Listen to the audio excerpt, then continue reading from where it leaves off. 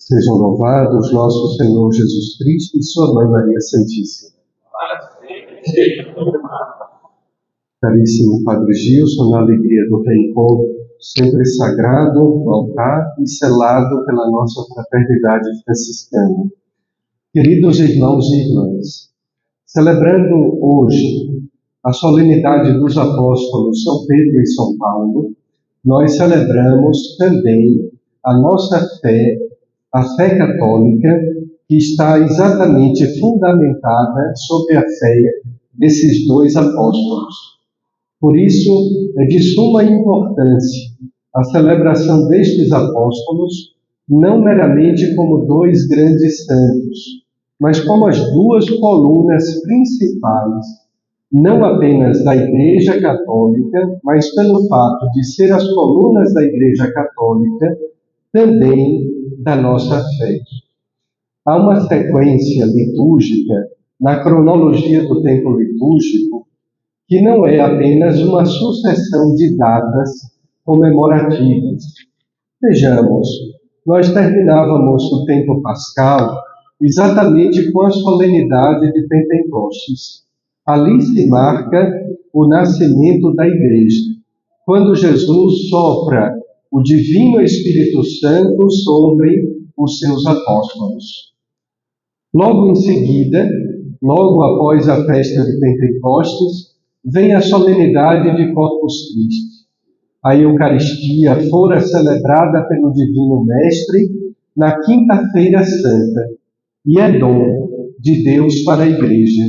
O dom principal que a Igreja Católica nos oferece é Cristo vivo na Eucaristia. Se nós tirássemos a Santa Missa da Igreja Católica, não existiria mais razão de ser da Igreja existir. Ela vive exatamente para nos oferecer a salvação, a graça do corpo e sangue de nosso Senhor Jesus Cristo. Na sequência da cronologia litúrgica, estamos a celebrar a solenidade desses apóstolos, Pedro e Paulo. Façamos então agora o vínculo entre essas três celebrações últimas com o Evangelho de hoje. Quando nosso Senhor pergunta aos apóstolos o que dizem os homens que eu sou, como o divino pedagogo, ele sabe que todos nós temos facilmente opiniões a dar. Como nossos lábios são rápidos, são pródigos para emitir opiniões. Ainda mais nesse tempo do relativismo da verdade, onde cada pessoa tem uma opinião e o pior de tudo é que cada um acha ou acredita que a sua opinião é a única e é a verdadeira. Então Jesus, quando pergunta aos apóstolos o que dizem os homens ser o Filho do Homem, ele não está em busca de opiniões. O que eu acho, o que a senhora acha, o que você acha. Aliás, os apóstolos partiram exatamente desse princípio. Uns dizem que é Elias, outros dizem que é João Batista, e sucessivamente as opiniões vão correndo o mundo. Pedro é exatamente aquele que faz a sua profissão de fé, porque Jesus é a pedra angular, Jesus é a rocha firme. Embora ele diga, tu és Pedro, sobre esta pedra construirei a minha igreja, mas é Jesus a pedra angular, aquele que sustenta o universo. Como nos lembra o lema Cartucho, que diz, enquanto o mundo gira, a cruz continua de pé. Enquanto o mundo gira, a cruz continua de pé. Exatamente porque Cristo crucificado, o pêndulo, a balança de julgamento, de equilíbrio do mundo, das coisas, das pessoas. Pedro professa a sua fé exatamente no fato de que Jesus é o Filho de Deus, é Deus Filho. Não é apenas um herói ou um Messias, mas é o ungido de Deus porque ele é Deus. E até hoje, queridos irmãos e irmãs, 2000 anos depois, ainda é difícil para a humanidade crer que Jesus é o Filho de Deus. Por quê?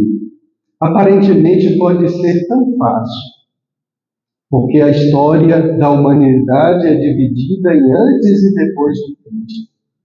Mas é exatamente o fato de que Jesus morreu, fato histórico, e Jesus ressuscitou para a nossa salvação, o fato teológico da nossa fé. É preciso crer na Páscoa, é preciso crer que Jesus é o Filho de Deus, porque somente o Filho de Deus ressuscitou. Se não crermos nesta verdade fundamental e fundante da própria Igreja, também não seremos cristãos católicos. Por isso Jesus diz a Pedro: tu és Pedro, sobre esta pedra edificarei a minha igreja, porque não foi um ser humano que te revelou isso, mas o meu Pai que está no céu. E a revelação de Deus acontece sempre por obra do Espírito Santo. Pentecostes, Eucaristia, Pedro e Paulo.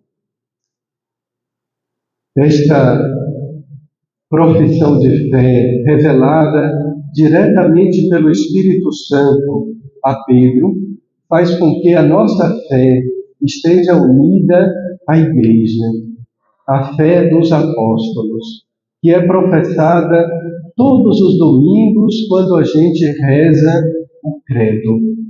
Creio em Jesus Cristo, Filho unigênito de Deus, Deus de Deus, luz da luz. Esta é a nossa fé, a fé que Pedro professou, a fé que os apóstolos creram e professaram, difundiram pelo mundo. Quando hoje a gente reza pelo Papa Leão XIV, quando ali na Praça de São Pedro, multidões de pessoas gritam: viva o Papa, não estão dizendo viva Leão, viva Robert Francis Prevost, não estão dizendo viva Jorge Mário Bergoglio, não estão dizendo viva a Joseph Ratzinger, estão dizendo viva ao sucessor de Pedro, porque exatamente ele nos confirma nesta fé, a fé dos apóstolos. E é preciso, queridos irmãos e irmãs, que de quando em vez nós façamos um ato de fé. O que é um ato de fé? Não é apenas aos domingos na igreja professar o credo, mas durante a semana, sob o peso da cruz, enfrentando as dificuldades da vida, que a gente também possa dizer: eu creio. Eu creio que Jesus é o Filho de Deus. Creio que Jesus está comigo.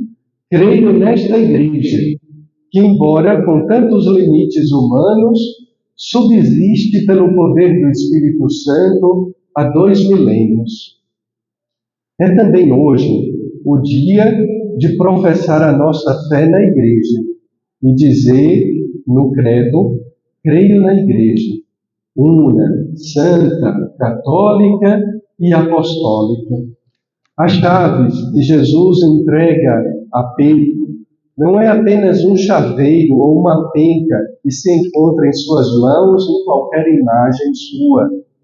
Não significa apenas aquelas 2 chaves que estão contidas no brasão da Santa Sé.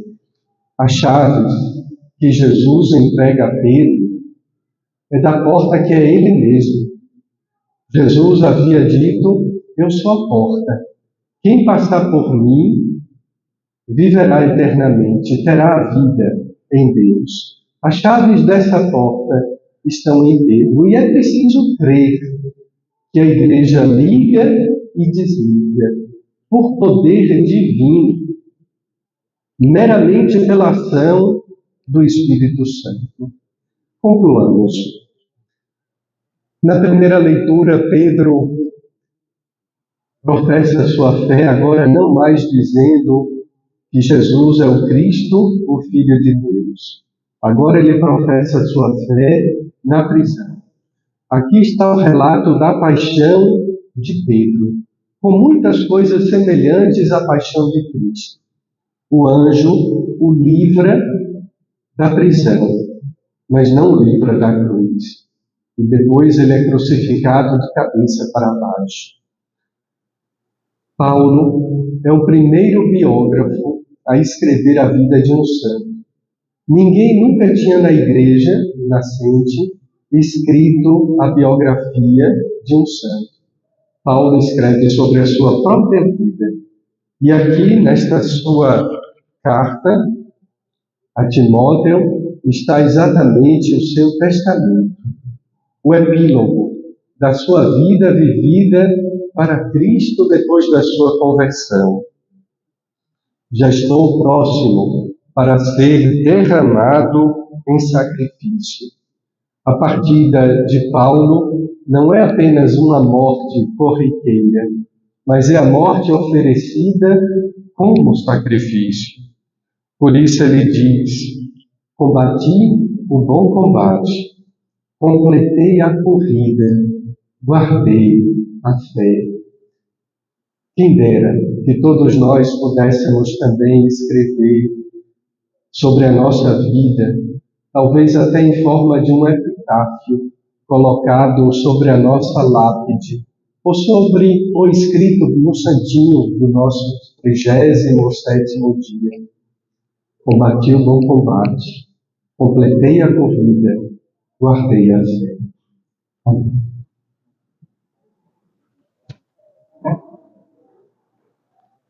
Creio em Deus